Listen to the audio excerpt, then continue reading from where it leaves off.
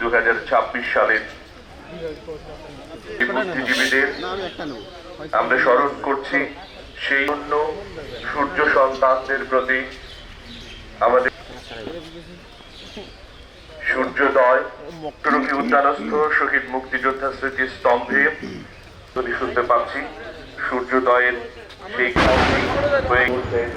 শ্রদ্ধা নিবেদন করলেন, নিবেদন করছেন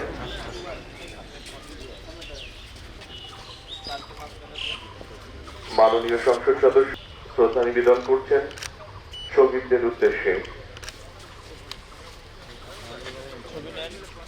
56তম যে জাতীয় দিবসটা দেশব্যাপী পালিত হচ্ছে, তারই ধারাবাহিকতায় রংপুর বিভাগে 8টি জেলাতেও পালিত হচ্ছে এবং রংপুর বিভাগীয় শহরে ইতিমধ্যেই মুক্তিযোদ্ধা স্মৃতিস্তম্ভে আমরা ফুলেল শুভেচ্ছা জানালাম, আমাদের ফুলেল শ্রদ্ধা জানালাম আমাদের বীর মুক্তিযোদ্ধাদের। আজকের এই দিনে প্রথমেই আমি বীর মুক্তিযোদ্ধা যারা তাদের আত্মদান করেছেন আমাদের এই স্বাধীনতা অর্জনের জন্য, আমাদের সেই সমস্ত মা বোন যারা তাদের সম্ভ্রমের হানি হয়েছে, তাদের সহ যারা জুলাই অভ্যুত্থানের মাধ্যমে আত্মত্যাগ করেছেন, তাদের সকলকে আমি শ্রদ্ধা ভরে স্মরণ করছি এবং আপনাদের মাধ্যমে রংপুরবাসী, রংপুর বিভাগের সকল জনতাকে তথা দেশবাসীকে স্বাধীনতা ও মহান জাতীয় দিবসের আমি শুভেচ্ছা জানাচ্ছি।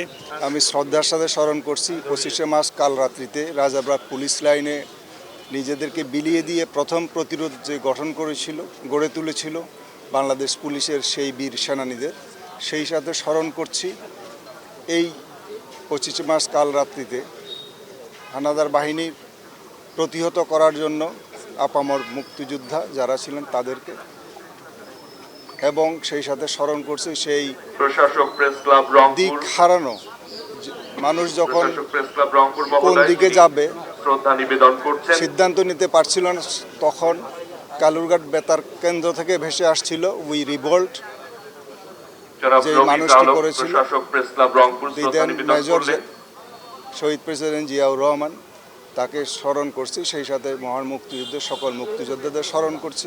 শহীদদের উদ্দেশ্যে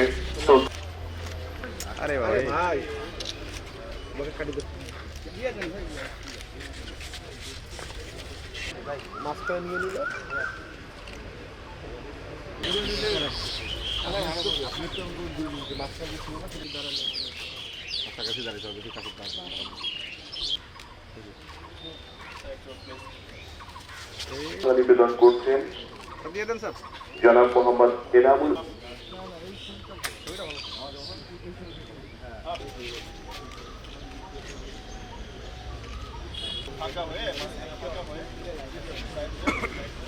জনাব মোহাম্মদ সাইফুল ইসলাম, প্রশাসক, জেলা পরিষদ। ঠিক আছে ভাই, দিয়ে দেন।